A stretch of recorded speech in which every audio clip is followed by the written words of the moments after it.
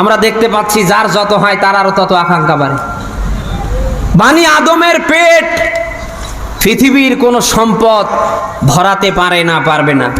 বানি আদমের পেট ভরবে শুধু ওই কবরের মাটি দিয়ে। কি দিয়ে? যার যত হবে ওর তত আকাঙ্ক্ষা বাড়বে। আমি হুজুরের যদি 10 টাকা হয় আমার আকাঙ্ক্ষা হবে আর 10 টাকা হয় কি করে। যখন আর 10 টাকা হবে আমার আকাঙ্ক্ষা আরো বাড়বে আর 20 টাকা হয় কি করে। অতএব আমার আকাঙ্ক্ষা পূর্ণ হবে তখন, আমার মৃত্যু হবে যখন। কথা না বলে বুঝি কি করে? প্রত্যেকটা মানুষের এই জীবনে আপনি তাকান, 180 মাইল বেগে চলছে, কাক ঠকে কে সিটারি বাটপারি করে স্থায়ী হতে পারে। আজকে এই চেয়ারগুলিতে, এই যে চেয়ারগুলিতে যারা বসেছে, কোনোভাবে যদি কেউ একবার বসার চান্স পেয়েছে ও আর উঠতে চায় না। ও টার্গেট নিয়েছে মরার আগ পর্যন্ত দেখি আর কে আসে। আমি মনে হয় বানিয়ে বললাম নাকি? হ্যাঁ, সামান্য একটা কাঠের চেয়ার বসার পরে আর উঠতে চায় না, টার্গেট দিয়েছে 171-এর, অথচ 71 সেকেন্ডের গ্যারান্টি নেই। আর এই কাঠের চেয়ারে বসার পরে চেয়ারটাকে টিকিয়ে রাখার জন্যে যা ইচ্ছা তাই করছে। হাজারো নিরপরাধ মানুষের নামে বেনামে মামলা দিয়ে জায়গা মতো পাঠিয়ে ও এটাকে স্থায়ী করবার চেষ্টা চালাচ্ছে। যদিও এ বাংলাদেশে নেই, ইন্ডিয়ায় সব আছে। হ্যাঁ, যারা এই কাজগুলি করছেন আল্লাহর রাস্তে ছেড়ে দেন। কারণ পৃথিবীতে এই চেয়ার থেকে নিয়ে যত চেয়ার আপনি দেখছেন, কোন চেয়ার কি স্থায়ী? কোন চেয়ার স্থায়ী? সেটা কাঠের হোক, লোহার হোক, আরএফএল-এর হোক, প্লাস্টিকের হোক, স্বর্ণের হোক, রূপার হোক, হীরার হোক, যত দামি চেয়ারই হয় না কেন এর পরিবর্তন আছে না? আছে না? আরো জোরে বলেন। শুধু একজনের চেয়ার স্থায়ী, তার পরিবর্তন নাই। কার চেয়ার? আরো জোরে। ওই আল্লাহর চেয়ার বাদ দিয়ে পৃথিবীর যত চেয়ার আপনি দেখছেন, যারা বসার পরে উঠতে চাচ্ছেন না, আমি তাদের দৃষ্টি আকর্ষণ করছি। আপনার এই চেয়ার আজ আছে কাল নেই। শুধু একজনের চেয়ার স্থায়ী, তিনি কে? কত মানুষ এরকম চেয়ার পাবার পরে উঠতে চায়নি, সব শেষে আল্লাহ এমন করে উঠিয়ে ফেলেছে, বর্তমান সময় তাদের নামে ইতিহাস বের হয়ে গেছে। কথা না বলে বুঝি কি করে? যারাই জোর করে দীর্ঘদিন চেয়ারে বসার টার্গেট নিয়েছে, সব শেষে আল্লাহ এতটা কালার করে নিচু করে তাদেরকে চেয়ার থেকে উঠে ফেলেছে। কিয়ামতের আগ পর্যন্ত তাদের ইতিহাস পড়বে আর মানুষ জম্মের গালি দেবে। অতএব যারা যেখান থেকে যা করছেন একটু ব্রেক ধরেন, একটু চিন্তা করেন। আপনি নিজেকে যদি ইমানদার দাবি করেন, মুসলিম দাবি করেন, এই কাজগুলি আপনার দ্বারা মানায় না।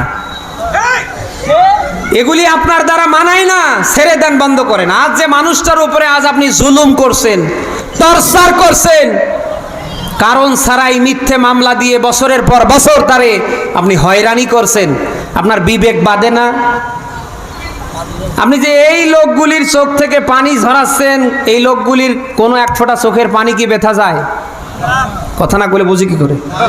আমি আজকের মাহফিলে লিখিত মাসালা দিয়ে গেলাম, কারণ ছাড়াই যদি কাউকে কাঁদান, কারোর চোখ থেকে যদি এক ফোঁটা পানি ঝরান, আপনাকেও আল্লাহ কাঁদাবে, আপনার চোখ থেকেও আল্লাহ পানি ঝরাবে, এরপরে আজরাইল পাঠাবে, এরপরে মরণ হবে। আপনি আজকে তারিখ দিয়ে, সময় দিয়ে লিখে রাখেন। একটা কথাও আমি বানিয়ে বলছি না। কারণ ছাড়া যদি কোনো মানুষকে আপনি কষ্ট দিয়ে থাকেন, আপনাকেও আল্লাহ কারণ ছাড়াই কষ্ট দেবে, এরপরে আজরাইল পাঠিয়ে জান কবজ করাবে। যা করছেন একটু ঠান্ডা মাথায় চিন্তা ভাবনা করে করেন। কারণ মাজলুমের দোয়া আল্লাহ ফেরত দেয় না। এই জন্য আল্লাহ রাসূল বলছেন, তোমরা মাজলুমের দোয়ার ব্যাপারে কি করো? ভয় করো। মাজলুমের দোয়া এবং আল্লাহর মাঝে কোনো পর্দা? আরো জোরে বলেন। 3 শ্রেণীর মানুষের দোয়া মোটেও আল্লাহ ফেরত দেয় না, তার ভেতরে মাজলুম, অসহায় যারা। মাজলুমরা যখন আল্লাহর কাছে হাত উঠায়, হাত তুলতে দেরি, আমার আল্লাহ তাদের হাত কবুল করতে দেরি না। অতএব যারা মানুষের উপরে জুলুম করছেন, টর্চার করছেন, ছেড়ে দেন, বন্ধ করেন। আমি মাহফিলে এসেছি, আমি আপনার দিনী ভাই, আপনাকে শুধরিয়ে নেবার জন্য আমি কথাগুলি বলছি। আপনি যদি মানুষের উপরে জুলুম করেন, আপনার তিনটা ক্ষতি হবে। নাম্বার ওয়ান, মানুষের উপরে জুলুম, অত্যাচার, টর্চার করার মধ্য দিয়ে যতই নামাজ পড়েন, রোজা রাখেন, হজ করেন, যাকাত দেন, দান করেন, সদকা করেন, মাথায় টুপি রাখেন, দাড়ি বাড়ান, জুব্বা পরেন, ও কাবার মতো জায়গায় সেজদা দিতেও যদি মারা যান, আপনার জীবনের কোনো আমল আল্লাহ নেয় না, সামনে নেবে না। তাহলে যারা মানুষের উপরে জুলুম করে তাদের নামাজ হয়? কথা না বলে বুঝি কি করে? তাদের জীবনের ভালো কাজ আল্লাহ নেয়। নামাজের কাজ কি? ইন্না সলাতা তানহা আনিল ফাহশাই ওয়াল মুনকার। নিশ্চয় নামাজ তামাম ফাহেশা, মন্দ কাজ থেকে মানুষকে ফিরিয়ে রাখে। আপনি কেমন নামাজ পড়েন বলেন? আপনি নামাজও পড়েন, 180 মাইল বেগে নিরপরাধ মানুষের নামে মামলা দেন, জুলুম চালান, সামান্য একটা কাঠের চেয়ারে বসেছেন আর উঠতে চান না, আপনার নামাজ হয়? নামাজের কাজ হচ্ছে আপনাকে তামাম অন্যায় থেকে, অপকর্ম থেকে ফিরিয়ে রাখবে। রাসূলুল্লাহর হাদিস, যে নামাজ মানুষকে খারাপি থেকে, অত্যাচার থেকে, জুলুম থেকে সেভ করতে পারে না, বাঁচাতে পারে না, ওর নামাজ নামাজই না। অতএব যারা মানুষের উপর জুলুম করছেন, আমি তাদের দৃষ্টি আকর্ষণ করছি। নাম্বার ওয়ান, আপনার জীবনের কোনো আমল আল্লাহ কবুল করে না, করবে না। নাম্বার টু, মরার সময় আপনি ঈমান পাবেন না। মরার সময় কোন জালিম কি মরার সময় ঈমান পেয়েছে? যারা মানুষের উপরে জুলুম করবে, এই জালিমরা মরার সময় ঈমান পাবে না, প্রত্যেকটাকে আল্লাহ বেঈমান করে মৃত্যু দেবে। 3 নম্বরে, প্রত্যেকটা জালিমকে আল্লাহ লাঞ্ছিত করে জাহান্নামে দেবে। কোথায়? আরো জোরে বলেন। কোরআন বলছে, ইয়াউমা ইয়াদুজ জালিমিনা আলা ইয়াদাই। আল্লাহ তাআলা বলছেন, কিয়ামতের ময়দানে জালিমদের অবস্থাতে এতটাই আল্লাহ ভয়াবহ করে দেবে, তারা নিজেরাই নিজেদের হাতের মাংসগুলি কামড়াতে থাকবে। এক পর্যায়ে তারা হাড্ডি পর্যন্ত বের করে ফেলবে, আর তার আওয়াজ দিয়ে বলবে, ইন্না কুন্না জালিমিন। আল্লাহ, আমরা দুনিয়ায় ছিলাম জালিম, মানুষের উপরে জুলুম, অত্যাচার, টর্চার করেছি, কারণ ছাড়াই মানুষকে যুগের পর যুগ জেলখানায় রেখেছি। প্রিয় দিনাজপুরবাসী, কি বলছে? আবেগ দিয়ে নয়, বিবেক দিয়ে নেবার চেষ্টা করেন। আপনি মানুষ হয়ে যদি মানুষের উপরে জুলুম চালান, আপনার 3টা ক্ষতির 3 নাম্বার ক্ষতি হবে। কিয়ামতের ময়দানে আল্লাহ লাঞ্ছিত করে আপনাকে জাহান্নামে দেবে। সেই জুলুম ছেড়ে দেবার দরকার আছে না নেই? কারা পারবো দেখি? লিল্লাহে তাকবীর। আল্লাহ যেন তৌফিক আমাদের দান করে। অতএব আখিরাত আছে, পরকাল আছে, মিজান আছে, ফুলসেরাত আছে। আল্লাহর সামনে যেহেতু আমাদের সকলকে দাঁড়াতেই হবে, সেই আল্লাহর ভয় নিয়ে, ভীতি নিয়ে সকল অন্যায়, অপকর্ম, খারাপি আমাদের ছেড়ে দেবার দরকার আছে না নেই? যা করেছেন ছেড়ে দেন, বন্ধ করেন, ফিরে আসেন। এখন পর্যন্ত দরজা খোলা আছে কার? আপনি যাই করেন না কেন, আপনাকে মাফ করতে পারে কে? এই ক্ষমতা আল্লাহর আছে না? আছে না? আছে না? রসুলের সাহাবী হযরত ওমরের দিকে তাকান। রসুলকে হত্যা করবার মতো কাজটা তিনি যখন হাতে নিলেন, সবশেষে তিনি যখন কালমা পড়ে মুসলমান হয়ে গেলেন, কোরআনকে আঁকড়ে ধরলেন এবং তিনি প্রতিজ্ঞা করলেন, আজ থেকে আর গোপনে না, কোরআন প্রচার হবে ওপেনে। আল্লাহ তাআলা ওমরের সম্মান, মর্যাদা এত বাড়িয়ে দিলেন, জান্নাতি মানুষের ভেতরে ওমরের নাম আল্লাহ 2 নম্বরে এনে দিলেন। শুধু এতটুকুন আল্লাহ শেষ করেনি, এত সম্মান, এত মর্যাদা ওমরের আল্লাহ বাড়িয়ে দিলেন। ওমর যে রাস্তা দিয়ে বের হতো, 70 দিন ওই রাস্তায় শয়তান ঢোকার সাহস পেত না। আমি ফেরাই বলি, এক মদখোর একদিন মদ খাবার পরে বোতলে করে মদ নিয়ে যখন আসছে, ঠিক ইন দ্য মিন টাইমে হযরত ওমরের মুখোমুখি যুবক এবার মহাবিপদে পড়ে গিয়েছে। ডাক দিয়ে বলছে, আল্লাহ, আমার সামনে এ তো ওমর না, এ তো জ্যান্ত আজরাইল। আল্লাহ, তুমি আমার জান ভিক্ষা দাও, আর আমি জীবনে মতের বদল হাতে নিব না। মহান আল্লাহ পারে না? পারে না? বোতলে ছিল কি? হয়ে গেল আল্লাহু আকবার। হযরত ওমর কাছে আসলেন, আসার পরে ডাক দিয়ে বলেন, বেটা দেখি তোর ওই বোতলে কি? এবার বোতলটা আস্তে করে বের করে দিলেন। হযরত ওমর যেন তার মনটাকে মানাতেই পারে না, একবার ওর চেহারার দিকে তাকায় আর একবার বোতলের দিকে তাকায়। হযরত ওমর হাতে বোতলটা নেবার পরে বারবার যেন নিজের দৃষ্টি দিয়ে দেখছেন। যতবারেই বোতলের দিকে তিনি নজর দিয়েছেন ততবারেই তার কাছে দুধ মনে হয়েছে। সবশেষে তিনি বোতলের কাকটা খুলে ফেললেন, এবার হাতের ভিতরে ঢাললেন, এ যেন একেবারে গরম দুধ বের হচ্ছে। ডাক দিয়ে বললেন, যুবক, কি এমন আমল করেছো? সত্যি করে বলো। থর থর করে মদখোর কাঁপতে কাঁপতে ডাক দিয়া বলেন, খালিফাতুল মুসলিমিন, সত্যি আমি মদ খেয়ে আসছিলাম, হঠাৎ আপনি আমার নজরে পড়ে গিয়েছেন। আমি দুনিয়ার কোনো মানুষকে ডাকিনি, আমি ডেকেছি আমার মহান আল্লাহকে। ডাক দিয়া বলেছে, আল্লাহ তুমি যদি ওমর থেকে আমারে বাঁচাও, আল্লাহ আমি ওয়াদা করছি আর জীবনে মদের বোতল আমি হাতে নিব না। হে ভাই ওমর, এ কথা বলতে দেরি, আমার আল্লাহ তাআলা মদের বোতলের মদ একেবারে দুধ বানিয়ে দিতে দেরি না। হযরত ওমরের জীবনী বলার উদ্দেশ্য আমার না, যা করার করেছেন, অসুবিধা নেই, ছেড়ে দেন, বাদ দেন, বন্ধ করেন, এখনো সময় আছে, আল্লাহর দিকে ফিরে আসেন। আজরাইল যদি এসে যায় আর কাজ হয় না, হবে না। কারণ আজরাইল যখন কারোর সামনে আসবে, ওই মানুষটা যতই ভালো হবার চেষ্টা করুক, আমার আল্লাহ তাকে আর ভালো হবার সুযোগ দেয় না, দেবে না। সে কথাই আল্লাহ তাআলা বলছেন, আনিবু ইলা রাব্বিকুম ওয়াসলিমু লাহু মিন ক্বাবলি আয়াতিয়াকুমুল আযাব সুম্মা লা তুনসারুন। বলেন আল্লাহু আকবার। সূরা জুমারের 54 নম্বর আয়াত এটা। আল্লাহ পাক বলেন, বান্দা তোমরা আমার দিকে ফিরে আসো, আসলিমু লা, তোমরা আমার কাছে আত্মসমর্পণ করো, সারেন্ডার করো, যা করার করেছো, অসুবিধা নেই, আমার কাছে আত্মসমর্পণ করো, আমার কাছে সারেন্ডার করো। ডাক দেয়া বলো, রব্বুল আলামিন, এতদিন যা করার করেছি, সামনে আর করব না, তুই মাফ করে দাও।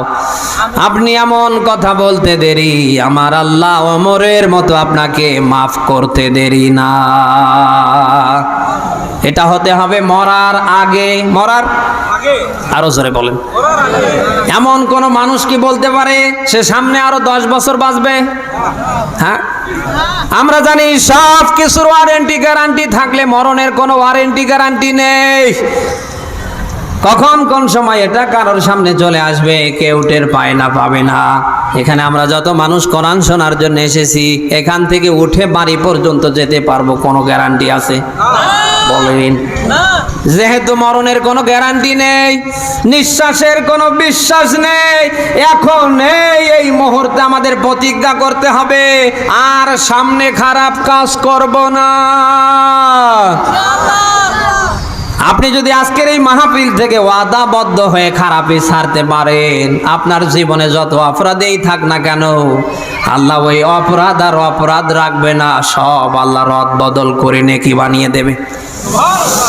আল্লাহ পাক বলেন, ইল্লা মা তাবা ওয়া আমানা ওয়া আমিলা আমালান সালিহা ফাউলাইকা ইউবাদদিলুল্লাহু সাইয়্যাতিহিম হাসানাত ওয়া কানা আল্লাহু গফুরার রহিমা। বলেন আল্লাহু আকবার। সূরা ফুরকানের 70 নম্বর আয়াত এটা। আল্লাহ পাক বলেন, তারা বাদ দিয়ে যারা ঈমান আনার পরে যারা তাওবা করে, ভালো কাজ করে, আল্লাহ বলেন এদের পূর্বের কোনো অপরাধ আমি আল্লাহ রাখি না, সব অপরাধ রদ বদল করে নেকি বানিয়ে দিই। কে বলছেন? আরো জোরে। প্রিয় দিনাজপুরবাসী, অপরাধ করা আপনার আমার কাজ, ক্ষমা করা কার কাজ? অপরাধ করতে আমি আপনি ভালোবাসি, ক্ষমা করতে ভালোবাসে। বলেন। দুনিয়ায় মানুষের কাছে হাত বের করলে মানুষ রাগ দেখায়, ধমক দেয়, আর আল্লাহর কাছে মানুষ যখন কোনো কিছু না চায় তখন আল্লাহ রাগ হয়, গোসা হয়। আমি আবারও বলছি, দুনিয়ায় মানুষের কাছে কিছু চাইলে মানুষ রাগ দেখায়, আর মানুষ দুনিয়ায় আল্লাহর কাছে যদি কিছু না চায় তখন আল্লাহ মানুষের উপরে রাগ হয়। যা করার করেছেন, অসুবিধা নেই, ছেড়ে দেন, বন্ধ করেন। ডাক দিয়ে বলেন, আল্লাহ আর সামনে খারাপ কাজ করব না, তুমি মাফ করে দাও। আল্লাহ পারে না? পারে না? বলেন। হযরতে আদম আর হাওয়ার দিকে তাকান। হযরতে আদম আর হাওয়াকে আল্লাহ জান্নাতে থাকার ব্যবস্থা করে দিলেন। সবশেষে আদম আর হাওয়া জান্নাতে যখন নাফরমানি করে ফেললেন, আদম আর হাওয়ারে আল্লাহ দুনিয়া বের করে দিলেন। হযরতে আদম আলাইহিস সালাম একদিকে, হাওয়া আলাইহিস সালাম আর একদিকে, দুইজনে দুই দিকে যখন কান্নায় ভেঙে পড়ছিলেন, ঠিক ইন দা মিন টাইমে মহান আল্লাহর কাছে দুইটা কথা বলছিলেন। কয়টা কথা? সবাই বলেন। দুইটা কথা বলছিলেন। প্রথম নাম্বার কথা হচ্ছে, আল্লাহ তুমি যদি আমাদের মাফ না করো, ওয়াতারহামনা তুমি যদি আমাদের উপরে দয়া না করো, লানাকুনান্না মিনাল খাসিরিন আমরা ধ্বংস হয়ে যাব। আপনি কি আমার কথা শুনতেছেন? হ্যাঁ, শুনেছি। হযরতে আদম আর হাওয়া দুইজনে দুই দিক থেকে এই দুইটাই কথা বলছিল। আল্লাহ নিজের নফসের উপরে জুলুম করেছি, আল্লাহ নিজের উপরে অত্যাচার করেছি। রব্বুল আলামিন এই মুহূর্তে তুমি যদি আমাদের মাফ না করো, তুমি যদি আমাদের ক্ষমা না করো, ও আল্লাহ তোমার দয়া যদি আমাদের উপরে না রাখো, আমরা দুজনেই ধ্বংস হয়ে যাব। হযরতে আদম আর হাওয়া যখন আল্লাহর কাছে ক্ষমা চাইলেন, আল্লাহর রহমত কামনা করলেন, মহান আল্লাহ আদম আর হাওয়ারে মাফ করে এক জায়গায় বসবাসের ব্যবস্থা করে দিলেন। আমরা আদম আর হাওয়ার সন্তান। আমাদের যতই অপরাধ হয় না কেন অসুবিধা নেই। আমাদের অপরাধ যদি পাহাড় পর্বতের সমান হয়, আল্লাহর ক্ষমা তার নিচে না, তার ওপরে। তার আরো জোরে বলেন। 99 ভাগ মহব্বত ওই আল্লাহর হাতে, 1 ভাগ মহব্বত তামাম সৃষ্টিকুলের ওপরে। সামান্য 1 ভাগ মহব্বতের কারণে এই মুহূর্তে যদি আমার কিছু হয়ে যায়, যতই আমি দূর থেকে আসি, কেউ আমারে ফেলে যাবেন না। অন্তত দিনাজপুর সদর মেডিকেল কলেজ হাসপাতাল পর্যন্ত নেবেন না। কথা না করে বুঝি কি করে? সামান্য 1 ভাগ মহব্বতের কারণে আপনি যদি আমার জন্য এত কিছু করতে পারেন, সামান্য 1 ভাগ মহব্বতের কারণে আপনার কিছু হলে, আপনার মা বাবা আত্মীয় স্বজন যদি ঠিক থাকতে না পারে, ওরে ভাই 99 ভাগ মহব্বত আমার আল্লাহর হাতে। তিনি আপনাকে দুনিয়ায় সৃষ্টি করবার পরে বসে নেই, বারংবার তাকিয়ে আছে আমার বান্দা যা করছে অসুবিধা নেই। কখন কোন সময় ডাক দেয়া বলবে, আল্লাহ যা করেছি ভুল করেছি তুই মাফ করে দাও। বিশ্বাস করুন, আপনি কথা বলতে দেরি, আমার আল্লাহ মাফ করতে দেরি না।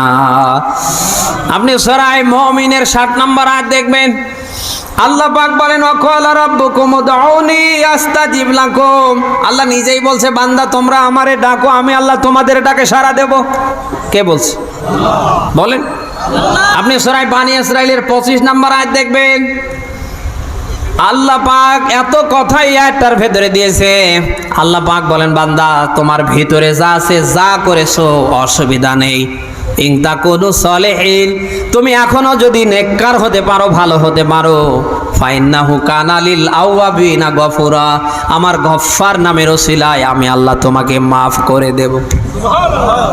রব্বুকুম আলামু বিমা ফি নুফুসিকুম আল্লাহ তাআলা বলছেন, আমি তোমার রব বলছি, তোমার ব্যাপারে আমি আল্লাহ অধিক জানি। এই যে আলাম ইসমে তাবজিলের সিগা, আমরা যেখানে যা করি মানুষের চেয়ে বেশি জানে কে কে কে কে আল্লাহ তাআলা বলছেন, আমি তোমার রব বলছি, তোমার ব্যাপারে আমি আল্লাহ অধিক জানি, অসুবিধা নেই।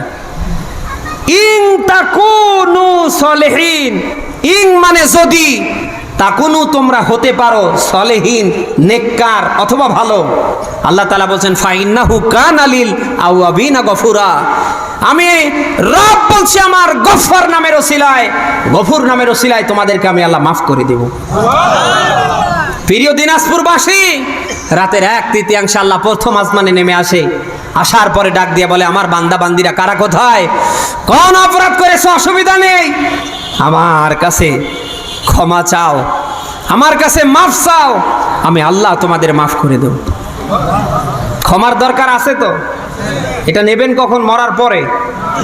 কখন? এখনই, এই মুহূর্তে। আমরা সকলেই আল্লাহর ক্ষমা নিয়ে সেই নিঃশ্বাস ত্যাগ করতে পারি। আল্লাহ যেন ওই রকম তৌফিক আমাদের দান করে, এবং সেই সাথে আখিরাতের পাথেও হিসাবে আমরা যেন কিছু একটা জোগাড় করতে পারি। পারবো না?